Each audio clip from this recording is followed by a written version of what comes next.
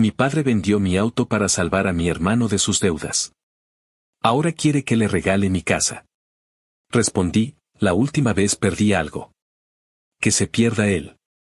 Cuando tenía 26 años, me compré mi primer carro con mi propio dinero.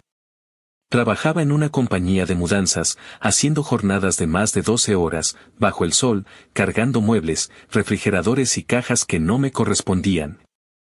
Pero que siempre terminaba moviendo porque el resto del equipo se cansaba antes que yo. Ahorros de 3 años, sin vacaciones, sin fiestas, sin nada de lujo.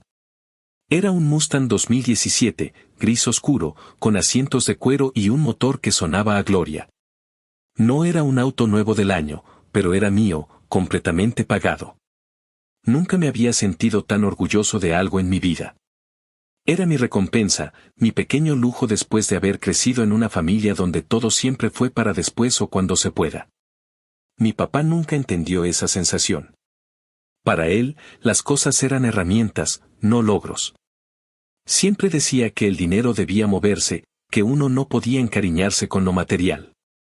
Cuando me vio llegar con el carro, me dio una palmada en el hombro y me dijo que se veía bonito, aunque medio innecesario. Me reí y no le di importancia, porque mi viejo siempre tenía ese tono entre burla y sermón. Pero cuando hablas con alguien que crees que te respeta, no te imaginas que un día te va a traicionar de la forma más descarada. Un día de abril, llegué a casa después del trabajo y el garaje estaba vacío. Pensé que lo había dejado en la calle, que tal vez lo moví y no me acordaba, pero no. Las llaves estaban en la mesa de la cocina. Busqué a mi mamá, la encontré con los ojos rojos, como si hubiera estado llorando. Le pregunté dónde estaba el carro, y no me respondió. Fue mi papá quien salió del cuarto y dijo, sin el menor rastro de vergüenza, que había tenido que venderlo. Que mi hermano había tenido un problema serio y que había que ayudarlo. Yo no entendía una mierda. Le pregunté cómo se atrevía a vender algo que no era suyo, algo que yo había pagado con mi trabajo, con mi tiempo, con mi espalda. Me dijo que no podía quedarse de brazos cruzados viendo a su hijo hundirse en deudas. Que la familia era primero, que los bienes se recuperan, pero la sangre no. Me temblaban las manos del coraje. Quise gritarle, pero mi mamá me detuvo diciendo que mi hermano estaba pasando por un momento difícil, que había apostado dinero y se había metido con la gente equivocada. Según ellos, vender mi carro había sido la única salida rápida. No dormí esa noche. Sentía una rabia que me quemaba el pecho. Al día siguiente fui a buscar a mi hermano y lo encontré en el porche de la casa de un amigo, con la misma cara de idiota de siempre. Le pregunté si sabía lo que había hecho papá, y dijo que sí, que lo sentía, pero que no había otra forma. Me dieron ganas de romperle la cara, pero me fui antes de hacer una estupidez. Esa noche le dije a mi papá que lo había perdido como padre. Que nunca más esperara nada de mí. Me respondió que algún día entendería lo que es sacrificarse por los tuyos. Esa fue la última vez que hablamos en meses. Tuve que volver a tomar el autobús, soportar burlas en el trabajo y volver a juntar cada dólar. Tardé casi 2 años en comprar otro carro, nada tan especial como el primero, pero funcional. Durante ese tiempo, no supe nada de mi hermano. Escuchaba rumores de que seguía metido en mierdas, que había cambiado de ciudad un tiempo y luego regresado. Mis padres seguían cubriéndolo, como si fuera un niño al que hay que proteger del mundo. Yo me mantuve lejos, y la distancia me salvó la poca paciencia que me quedaba. Pasaron los años y, poco a poco, las cosas mejoraron. Conseguí un mejor trabajo en una compañía de transporte comercial, subí de puesto y empecé a ganar bien. No me volví rico ni mucho menos, pero logré algo que nunca pensé posible, compré mi casa. Pequeña, en las afueras de la ciudad, pero mía. Sin ayuda de nadie. Lo hice sin préstamos familiares, sin favores, sin deberle nada a nadie. Cuando firmé los papeles, lloré en silencio dentro del carro, porque todo lo que había pasado valió la pena. Y justo cuando pensé que finalmente había dejado atrás todo el drama familiar, mi papá volvió a aparecer. Llegó con una sonrisa fingida y una excusa que olía a manipulación desde lejos. Dijo que quería hablar en familia. Que ahora que yo estaba estable, debía pensar en el futuro de todos, no solo en el mío. Le pregunté a qué se refería y me soltó, como si fuera lo más lógico del mundo, que sería buena idea poner la casa a nombre de mis padres para protegerla de impuestos y problemas legales. Casi me río en su cara. No dije nada al principio, pero mientras lo escuchaba hablar, recordaba el garaje vacío, la mirada de mi mamá y la frase de un carro se recupera.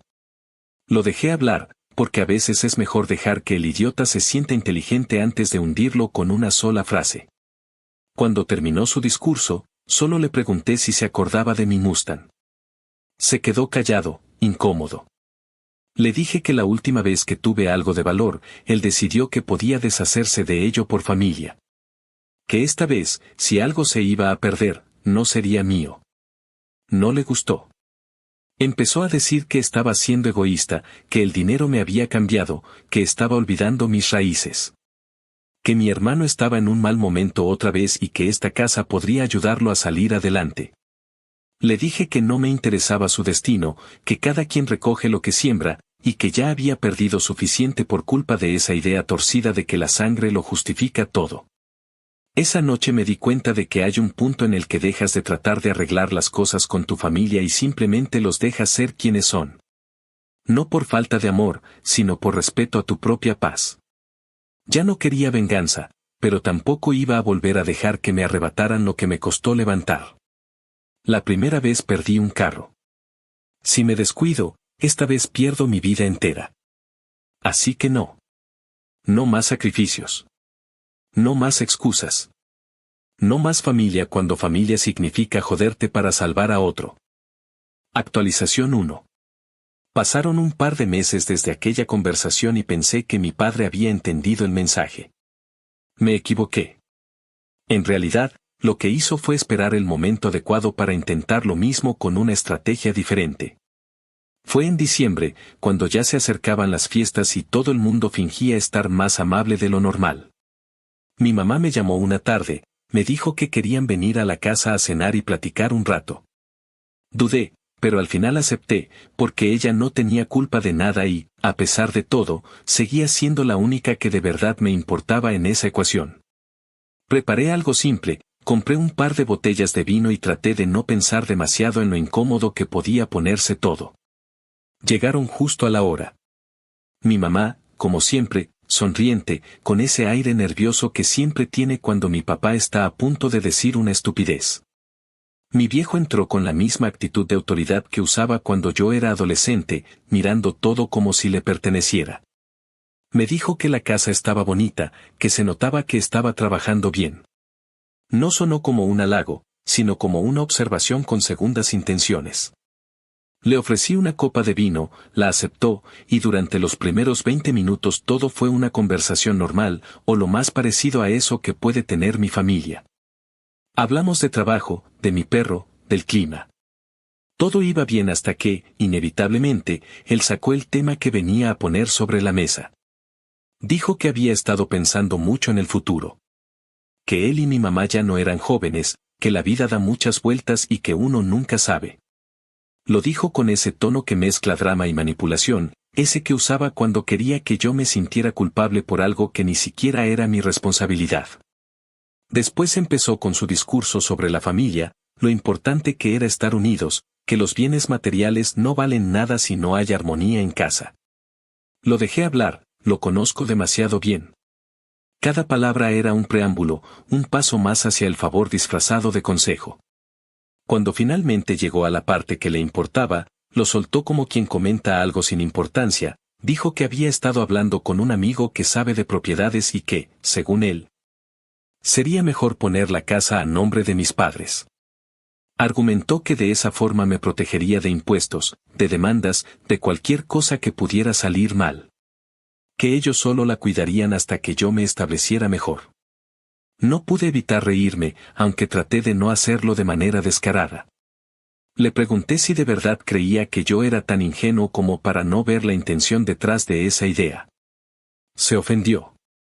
Dijo que no me estaba pidiendo nada raro, que era algo que hacía mucha gente, y que solo estaba pensando en mi bienestar. Mi mamá intentó intervenir, diciendo que tal vez podíamos buscar una manera o hablar con un abogado, pero se notaba que no creía ni por un segundo que eso fuera buena idea. Mi viejo la calló con la mirada y siguió hablando. Dijo que mi hermano estaba pasando por un mal momento otra vez, que necesitaba apoyo, y que si yo prestaba la casa un tiempo, podrían rehipotecarla para pagar algunas cosas y luego me la devolverían. Fue en ese momento cuando la risa se me fue por completo. Le pregunté si estaba hablando en serio, y me dijo que sí, que la familia tenía que apoyarse, que yo no podía ser tan egoísta teniendo tanto mientras mi hermano se hundía. No sé qué fue exactamente lo que me encendió más, si su descaro o su capacidad de hacerme sentir como el malo de la historia. Me levanté y le dije que no, que bajo ninguna circunstancia iba a hacer algo así. Que ya había aprendido la lección cuando vendió mi carro sin permiso. Mi mamá bajó la cabeza, y él empezó a perder el control. Su voz subió, su cara se puso roja, y empezó con lo de siempre, que soy un mal hijo, que el dinero me cambió, que ahora me creo mejor que ellos porque tengo una casa. Dijo que había olvidado todo lo que habían hecho por mí, que si tengo lo que tengo es gracias a cómo me criaron. Le contesté que sí, que justamente por eso trabajo tanto, para no tener que repetir su historia. Que si algo me enseñaron fue que depender de otros es la forma más rápida de perderlo todo. Me gritó que estaba traicionando a mi sangre, que estaba dejando morir a mi hermano. Le respondí que mi hermano ya estaba muerto en vida desde el día en que decidió joder a todos los que lo rodeaban. Le recordé que no era la primera vez que me pedía algo por familia, y que la última vez que le hice caso terminé tomando el bus durante 2 años. Le dije que esta vez, si algo iba a perderse, no iba a ser mío. Mi mamá intentó calmar las cosas, pero él no paraba. Golpeó la mesa y me dijo que me arrepentiría, que los hijos desagradecidos terminan solos. Fue una escena patética. En lugar de sentirme mal, me dio lástima. Ya no lo veía como una figura de autoridad, sino como un hombre viejo que nunca aprendió a asumir sus errores. Un hombre que prefería manipular a aceptar que la cagó criando a un par de hijos con valores tan diferentes que ya ni parecen venir del mismo lugar. Cuando se fueron, mi casa se sintió más tranquila, aunque quedé con una mezcla de enojo y tristeza que tardó días en disiparse. Me dolía por mi mamá, porque sé que ella se queda en medio de esa guerra absurda. Pero también me di cuenta de algo: en mi familia, el sacrificio siempre había sido unidireccional. Siempre se esperaba que yo cediera, que yo resolviera, que yo fuera el que cargara con los problemas de los demás. Esta vez, no. Esta vez no iba a ceder ni un centímetro. Durante las semanas siguientes, mi papá me llamaba y dejaba mensajes de voz llenos de reproches. Los borré todos. Mi hermano también me mandó mensajes, pero los ignoré. Mi mamá seguía escribiéndome de vez en cuando, con ese tono de no quiero tomar partido, pero igual se notaba la culpa entre sus palabras. Cada conversación terminaba igual, ella pidiéndome que tratara de entender a mi padre y yo respondiendo que ya lo había hecho, demasiado. Un fin de semana, mientras lavaba el carro, recordé el garaje vacío de hace años y me di cuenta de que esa herida nunca se había cerrado del todo. No era el carro en sí, sino el símbolo. Mi papá me enseñó que no podía confiar en él, y cada intento que hacía por reparar la relación solo me recordaba que nada había cambiado. No se trataba de perdón, se trataba de límites. Y él odiaba los límites. Al final, todo lo que quería era que yo volviera a ocupar el papel que siempre tuve en la familia, el del que arregla los desastres. Pero ese tipo ya no existía. Mi vida era mía, mis logros eran míos, y mis errores también. No tenía que compartir nada con alguien que solo aparece cuando le conviene. Por eso, cuando apagué el teléfono después de su último mensaje, sentí algo parecido a paz. Tal vez no era felicidad, pero sí una especie de alivio que me decía que estaba haciendo lo correcto. Porque por primera vez, no estaba actuando por culpa, sino por respeto a mí mismo. Actualización 2. Pasaron unos 5 meses sin saber absolutamente nada de ellos. Fue un silencio raro, pero necesario. Mi vida por fin se había estabilizado, trabajaba tranquilo, dormía mejor y ya no tenía que revisar el teléfono esperando escuchar alguna nueva excusa o manipulación disfrazada de preocupación. Pensé que, al fin, Habían entendido que no iba a volver a meterme en sus líos, pero ese tipo de gente no se rinde tan fácil. Cuando alguien está acostumbrado a que siempre lo rescates, no acepta un no como respuesta, lo toma como un reto. Así fue como mi hermano volvió a aparecer, justo cuando menos lo esperaba, como una sombra que regresa a recordarte todo lo que te juraste dejar atrás. Fue un lunes por la tarde, a la mitad de mi jornada. Trabajo en una empresa de transporte y estaba en la oficina revisando rutas cuando mi compañera de recepción me llamó por radio diciendo que alguien me buscaba. Dijo que el tipo insistía en verme y que parecía urgente. Salí pensando que tal vez era algún proveedor, y cuando crucé la puerta lo vi, apoyado contra una camioneta vieja, con esa cara de te vengo a pedir algo, pero te voy a hacer sentir mal si me dices que no. Tenía la misma mirada perdida de siempre, ojeras, y una ropa que parecía no haber visto una lavadora en días. Me dijo que necesitaba hablar conmigo solo unos minutos. Intenté cortarlo desde el principio, le dije que estaba en horario de trabajo, pero insistió. Lo conocía lo suficiente para saber que no se iba a ir hasta soltar lo que traía en mente. Me dijo que necesitaba un préstamo, que había vuelto a meterse en deudas, que si no pagaba pronto lo iban a reventar. Usó esa palabra exacta. Lo dijo con un tono entre víctima y amenaza, como si quisiera que sintiera miedo por él. Me preguntó si podía prestarle algo temporalmente, y juro que por un segundo me dieron ganas de reírme. Le respondí que no tenía nada que ver con sus mierdas, que ya había cargado con sus problemas una vez y no lo iba a hacer de nuevo. Ahí fue cuando cambió el tono. Pasó de suplicar a insultar en menos de un minuto. Dijo que mi papá tenía razón, que el dinero me había hecho creerme superior, que me olvidé de dónde vengo. Le dije que sí, que tenía razón en algo, me olvidé, y qué bueno. Le conté que trabajé como perro para salir del agujero en el que ellos siguen metidos y que no me daba vergüenza haberme alejado. Le dije que, si de verdad quería salir adelante, lo primero que tenía que hacer era dejar de pensar que el mundo le debía algo. Me miró con una mezcla de odio y desprecio y soltó una frase que todavía me da vueltas: siempre fuiste el favorito, el niño perfecto, el que nunca se equivocaba, y aún así eres el más mierda de todos. Después se fue, pateando una piedra, como si eso lo hiciera sentir menos miserable.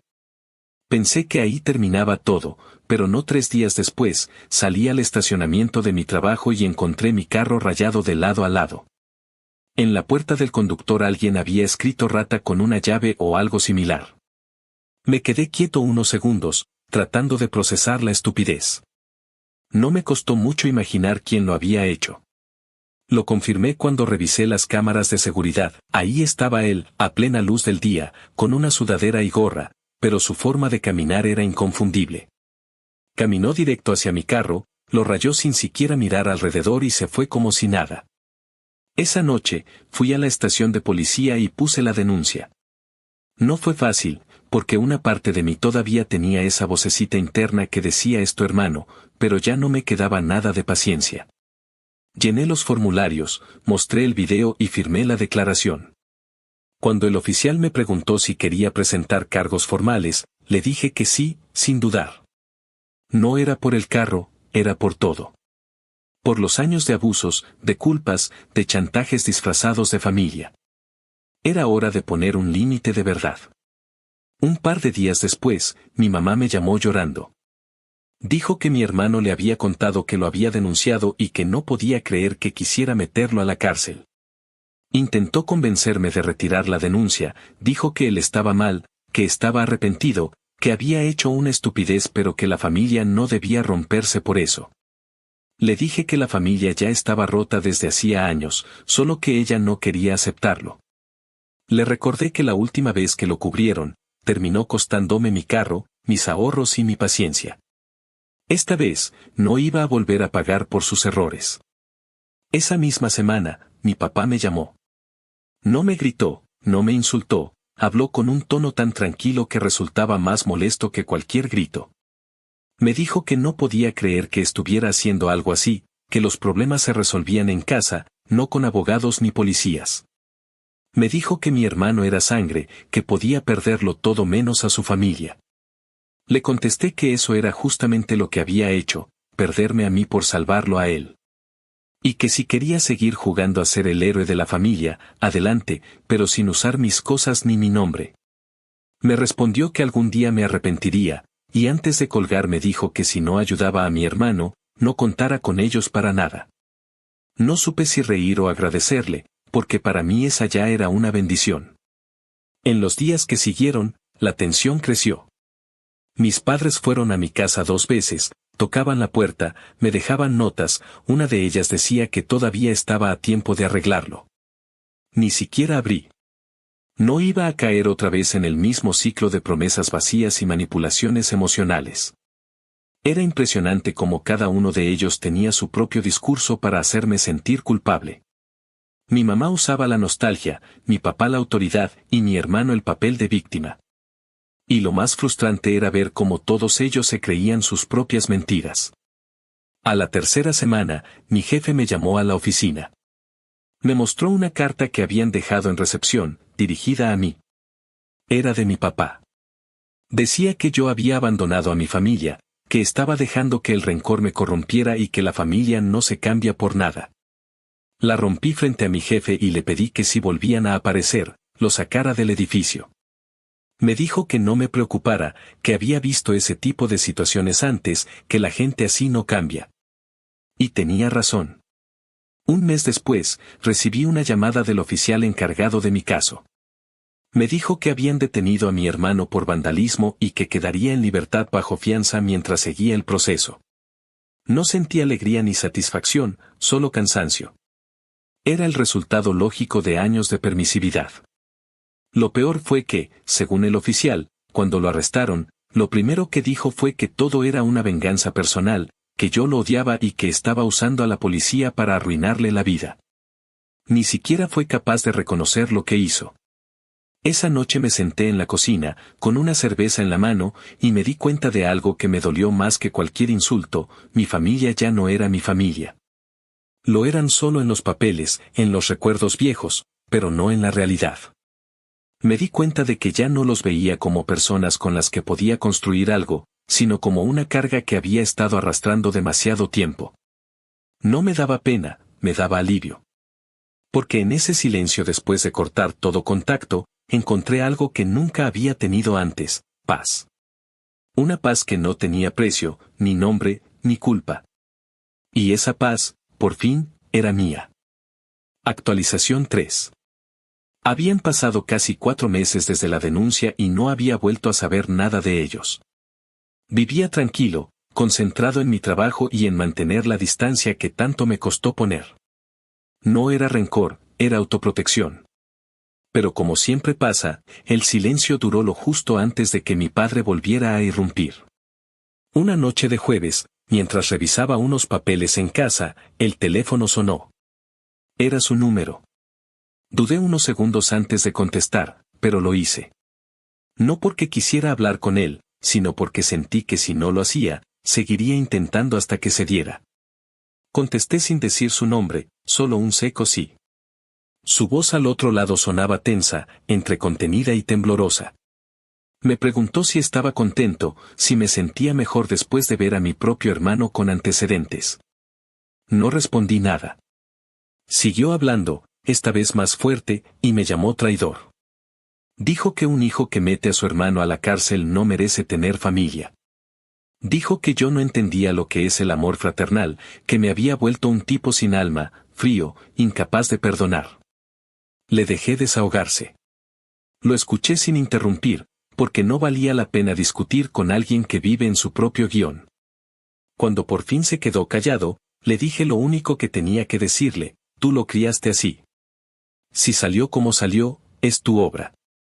Ahora lidia con eso. No hubo gritos, no hubo insultos, solo silencio. Después de unos segundos, colgó. Fue un silencio pesado, de esos que no te dejan tranquilo aunque ya haya terminado la llamada.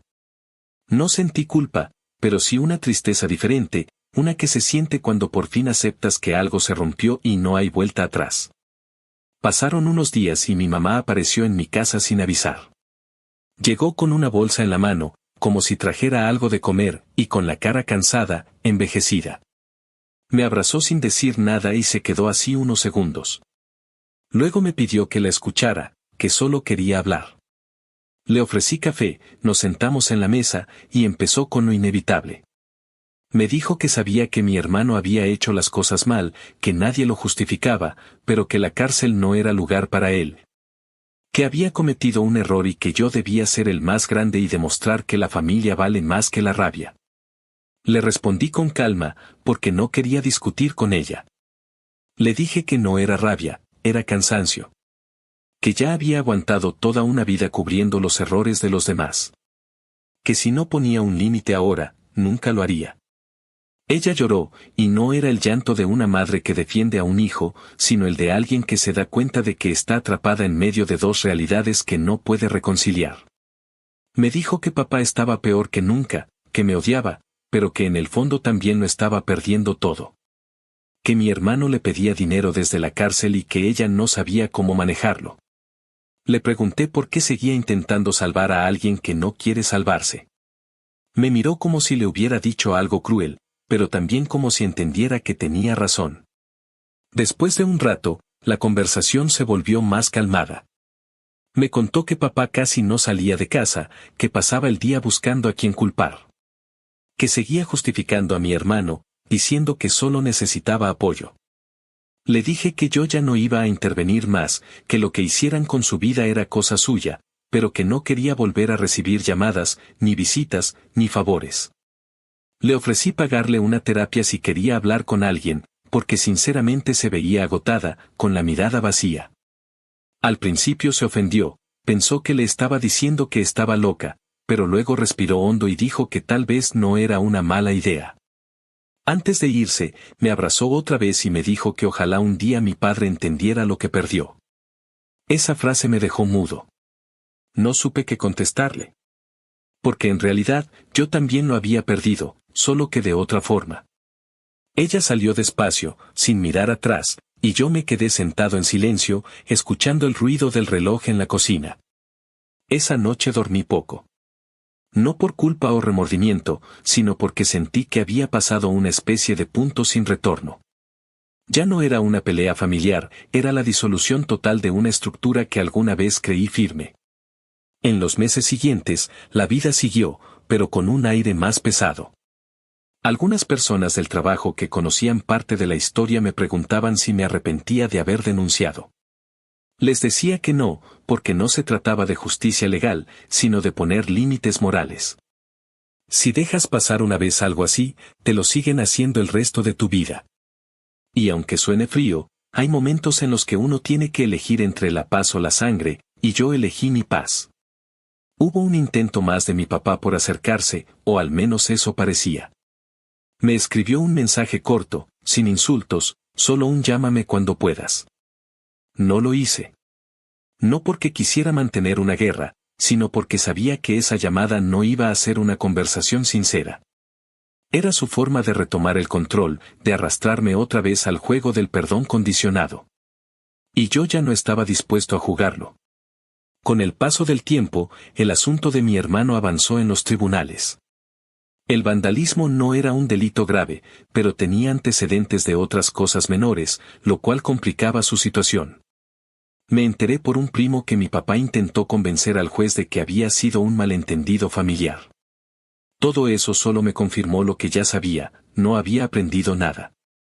Mi hermano seguía siendo el mismo tipo que se metía en problemas y esperaba que alguien más lo salvara. Un día, después de meses sin saber de ellos, recibí un sobre sin remitente en mi buzón.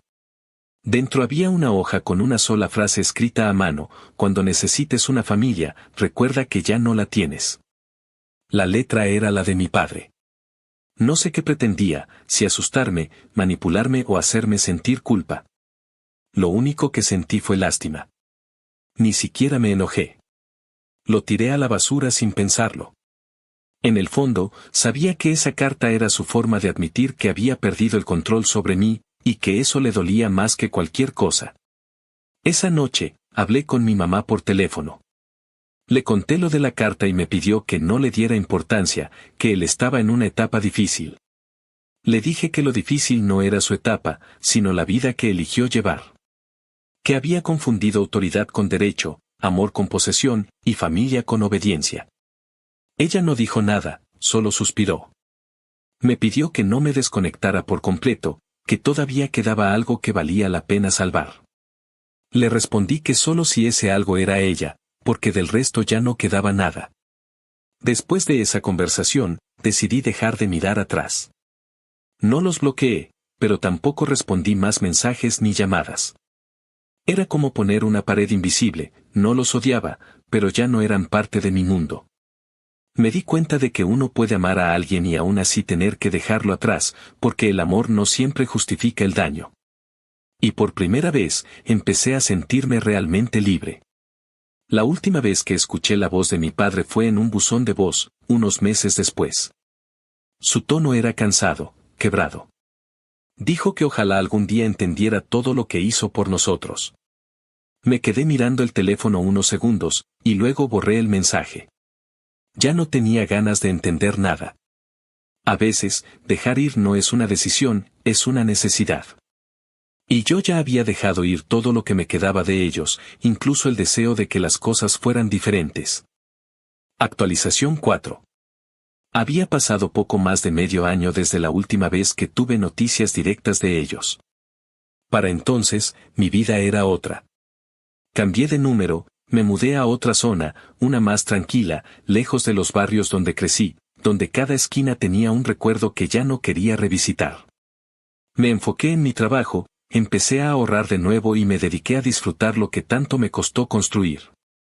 Durante un tiempo pensé que la tormenta había pasado, que al fin el ciclo de drama familiar había terminado, pero no tardé en aprender que las historias con esa gente nunca acaban, solo hacen pausas. Fue un primo, de esos con los que apenas hablas, quien me escribió por redes sociales para decirme que mi hermano había vuelto a meterse en problemas, y no pequeños. Esta vez no fue un simple vandalismo ni una pelea. Fue robo. Lo habían arrestado después de que lo agarraran intentando sacar mercancía de una tienda con otros 2 tipos. Al principio pensé que era un rumor, pero después me mandó un enlace de una nota local donde aparecía su nombre, edad y los cargos. Me quedé mirando la pantalla por varios minutos sin sentir nada. Ni rabia, ni sorpresa, ni tristeza. Solo una especie de vacío que viene cuando ya no te queda energía para decepcionarte. No fue solo el hecho de que hubiera vuelto a hacer algo ilegal, sino la manera en que todo era tan predecible. Era como si su vida siguiera un guión repetido, con los mismos actos y los mismos diálogos. A los pocos días, empezaron los mensajes de texto. Primero de un número desconocido, que resultó ser el de mi madre, porque el suyo lo había perdido por accidente. Me pedía que la llamara, que necesitaba contarme algo importante.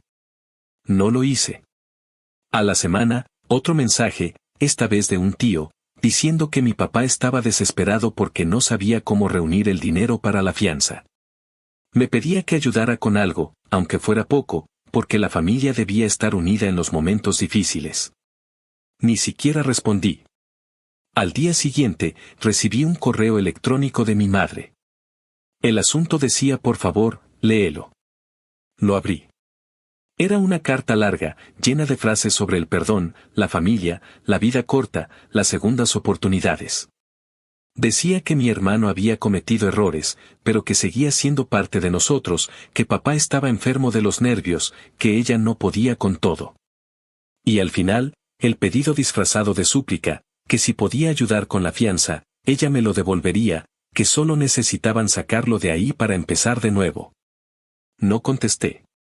En lugar de eso, tomé una foto del título de propiedad de mi casa, donde mi nombre aparecía en letras grandes, y se la mandé por correo con un mensaje corto: la última vez vendieron algo mío para salvarlo.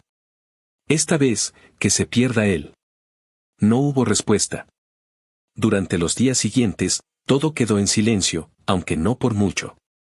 A las 2 semanas, me llamó el mismo primo para contarme que mi papá había vendido su camioneta. La misma que cuidaba como si fuera parte de su cuerpo. La vendió para pagar la fianza de mi hermano.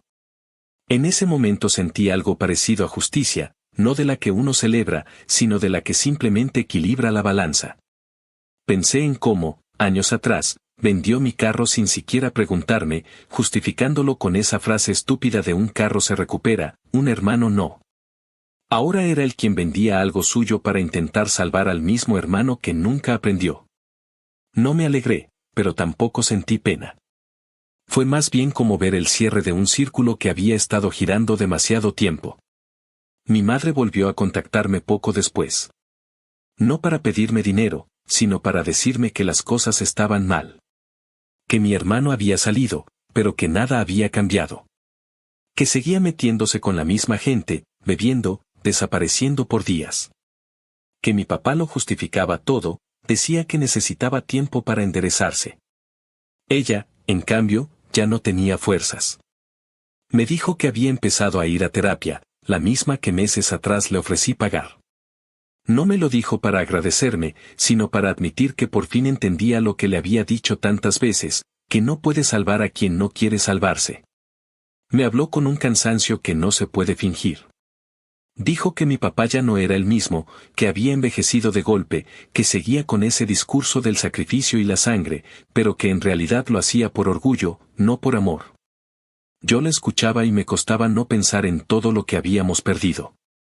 Me contó que en el vecindario todos sabían del arresto de mi hermano, que la gente ya ni disimulaba el chisme. Que mi papá evitaba salir para no enfrentarse a las miradas. Aún así, seguía defendiéndolo. Decía que el mundo se había ensañado con su hijo. No podía evitar pensar en cómo era posible que un hombre tan testarudo, tan ciego, fuera mi padre. Y sin embargo, ahí estaba, viviendo el resultado de todas las decisiones que tomó creyendo que podía arreglarlo todo con sacrificios ajenos. Pasó otro mes y el silencio volvió.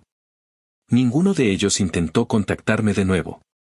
Era extraño, porque aunque sabía que era lo mejor, una parte de mí seguía esperando alguna reacción. Pero nada. Era como si finalmente hubieran entendido que ya no quedaba nada que pedirme. Un domingo por la mañana, mientras revisaba el correo, encontré un sobre sin remitente. Dentro había una nota escrita con letra temblorosa, claramente de mi madre. Decía que se iba a quedar unos días con una tía, que no soportaba más estar en esa casa. Me dijo que no me preocupara, que estaba bien, pero que necesitaba distancia de todo. Me alegré por ella, aunque también me dolió imaginarla empacando en silencio mientras mi padre segaramente le reclamaba por abandonarlo. No respondí, pero esa noche recé, no porque crea demasiado en esas cosas, sino porque de alguna manera necesitaba cerrar el capítulo con algo que no fuera solo rencor. A las pocas semanas, me enteré de que mi hermano había vuelto a ser arrestado, esta vez por robo a mano armada. No lo supe por mi familia, sino por un aviso del mismo medio local. Ya no sentí nada. Ni sorpresa, ni enojo, ni siquiera alivio. Era simplemente el final inevitable de una historia que nunca cambió. Lo que sí me pareció casi simbólico fue saber que mi padre intentó cubrirlo al principio. Dijo a la policía que no sabía nada, que su hijo no podía haber hecho algo así, pero los testigos lo desmintieron. A partir de ahí, según supe, todo se derrumbó. Mi madre, agotada, decidió no volver a hablar con él, y él se quedó solo, con la culpa que tanto negó. Yo no hice nada. No llamé, no pregunté, no opiné. Todo lo que tenía que decirles ya lo había dicho. Esa distancia que tanto me costó imponer se convirtió en mi refugio. Empecé a darme cuenta de que a veces la venganza no se busca, simplemente sucede. No es un acto impulsivo ni un golpe planeado, sino la consecuencia de dejar que la gente se enfrente a las consecuencias de lo que hizo. Durante años pensé que necesitaba algún tipo de cierre, algo concreto que marcara el final, pero ahora entendía que el final no siempre es un acto, a veces es solo el silencio. Un día, mientras revisaba viejas fotos en una caja, encontré una donde estábamos los cuatro, mi papá, mi mamá, mi hermano y yo. Era de hace muchos años, antes de que todo se fuera al carajo. Me quedé mirando esa imagen un rato, tratando de recordar cómo se sentía tener una familia que todavía no se había roto. No lo logré. Era como mirar a extraños. La guardé de nuevo y la dejé donde estaba. No porque quisiera olvidar, sino porque ya no necesitaba cargar con ese peso. Lo que fui con ellos quedó ahí, en esa foto vieja, en una vida que ya no me pertenece. Después de eso, todo se volvió más claro. Aprendí que hay pérdidas que se sienten como victorias.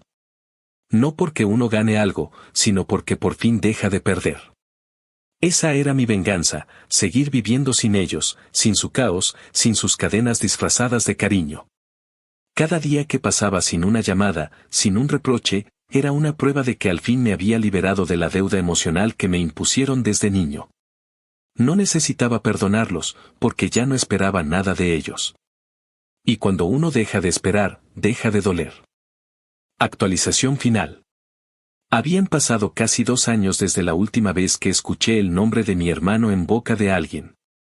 En ese tiempo logré consolidar una vida completamente nueva, algo que nunca imaginé tener cuando todavía cargaba con el peso de esa familia. Me mudé otra vez, más lejos aún, y aunque mi madre tenía mi dirección, sabía que no iba a usarla a menos que fuera estrictamente necesario. Mis días eran simples: trabajo, casa, un par de amigos con los que salía los fines de semana, nada de lujos ni excesos, solo la tranquilidad de saber que nadie podía tocar lo mío.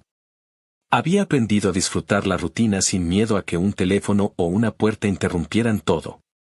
Durante mucho tiempo creí que esa sería la paz definitiva, hasta que la realidad, como siempre, volvió a tocar, aunque esta vez no para arrastrarme de vuelta, sino para confirmar que la distancia era lo único que me había salvado.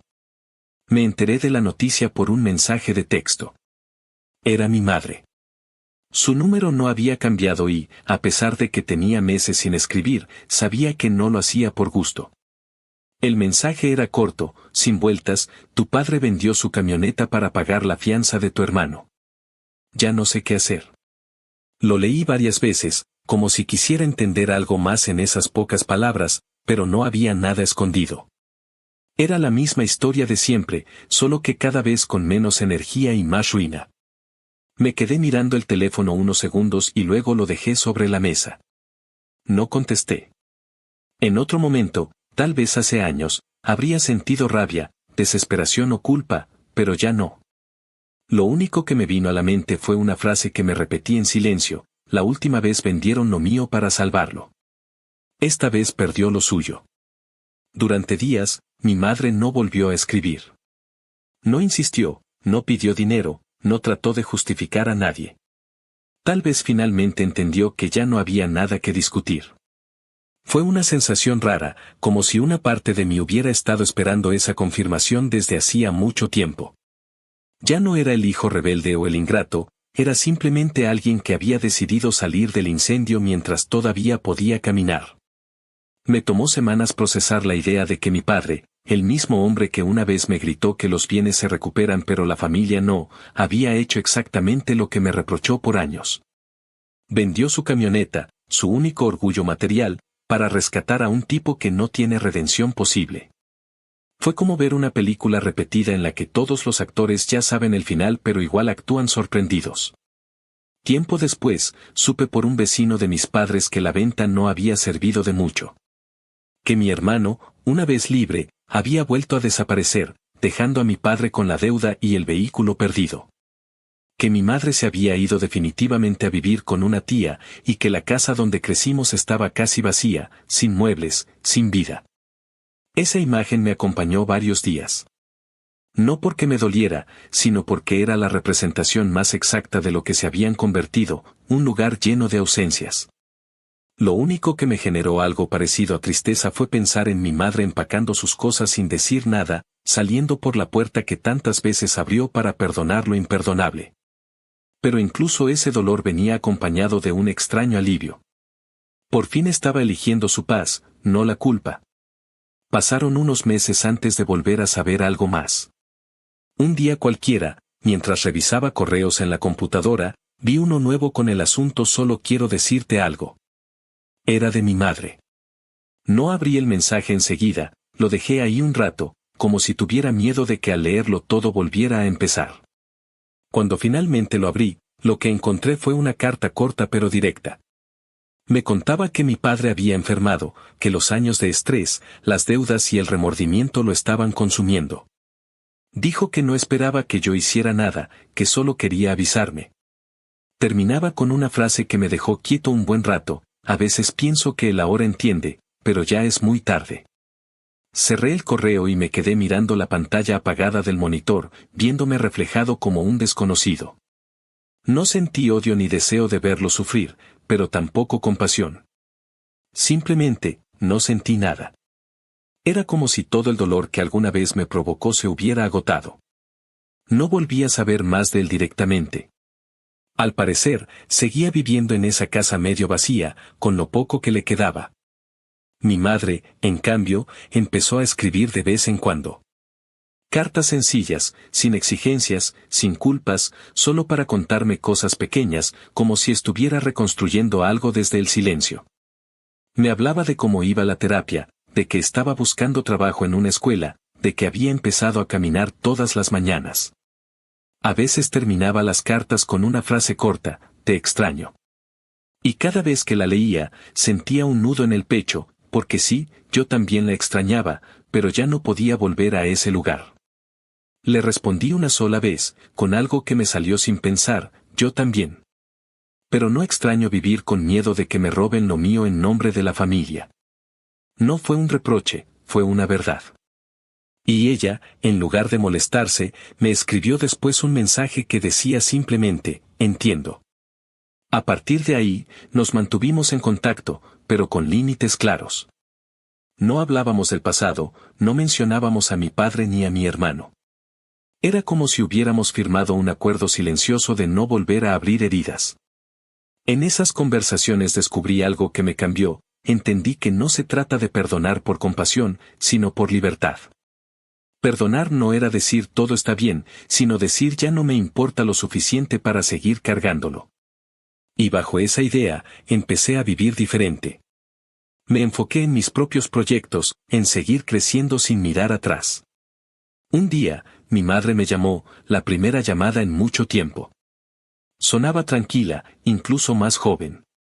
Me contó que había sabido por un conocido que mi padre había perdido la camioneta, que ya casi no salía de casa, y que a veces, cuando hablaba de mí, decía que no entendía cómo las cosas llegaron tan lejos. Ella me preguntó si quería que me avisara si algo le pasaba. Le dije que no era necesario, que si un día me enteraba, ya sabría qué hacer. No porque fuera indiferente, sino porque a veces uno no necesita más información para cerrar una historia. Esa noche salí al porche de mi casa y me quedé mirando el frente. Era la misma casa que construí con mi esfuerzo, el mismo techo que me prometí proteger, y por primera vez entendí que todo valió la pena. Cada discusión, cada distancia, cada ruptura. Porque, aunque sonara egoísta, me había salvado a mí mismo. Ellos siempre decían que la familia es lo más importante, pero lo que nunca entendieron es que una familia que te destruye no se honra, se sobrevive. Y yo sobreviví. Con el tiempo, aprendí que la venganza no siempre es un acto de fuego, a veces es un acto de calma. No necesitaba verlo arruinado, solo necesitaba saber que ya no podía tocarme. Que lo que me quitaron una vez no se repetiría. Mi padre vendió su camioneta para salvar a su hijo, igual que una vez vendió mi carro para salvarlo también. La diferencia es que ahora perdió algo que sí le dolía, algo suyo. Tal vez, en el fondo, eso fue justicia. No hay más que decir. La historia terminó como debía. No hubo reconciliación, ni grandes gestos, ni abrazos forzados. Solo silencio. Y en ese silencio, la paz. Esa fue mi última lección: a veces, la mejor venganza no es hacer sufrir a quien te dañó, sino vivir sin su sombra. Porque la última vez perdí algo por ellos. Esta vez si algo se tiene que perder, que se pierdan ellos.